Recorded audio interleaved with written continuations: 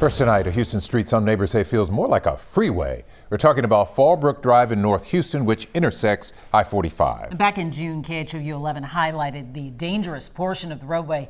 Now, new safety measures are in place after our reporting.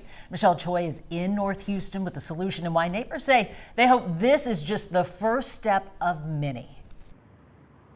Yeah, Len and Mia, when we first came out here 2 months ago, neighbors told us they were desperate for change. Now, thanks to their persistence and our story shining a light, take a look. Stop signs are in and drivers are finally slowing down. In June, I was here with our radar gun. 38. 42. And we clocked cars pushing 50, one topping out at nearly 65. Freeway speeds in a 20-mile-per-hour zone. Fast forward to today, 16. 18. This time, the fastest we clocked, 40. Still high, but far from the 50s we saw last time. And while we did see one car blow through the stop signs, most drivers slow down.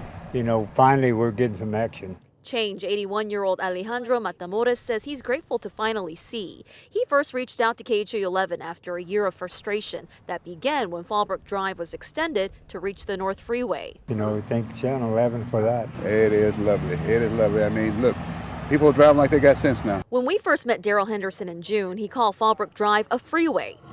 See what I mean? All day, all night. He says the stop signs are a game changer. And the first day they put them up, I was able to bring out my grandchild and let her play in the front yard.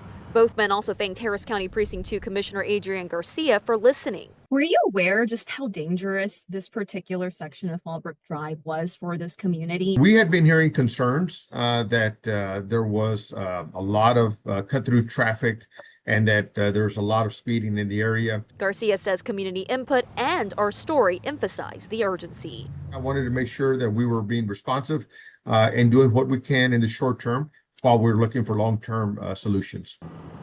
Yeah, Commissioner Garcia says part of those long-term solutions will come from their reimagined Fallbrook and Veterans Memorial Drive corridor study, which is underway. He says they are always looking for community input. The next meeting is set for September 11th.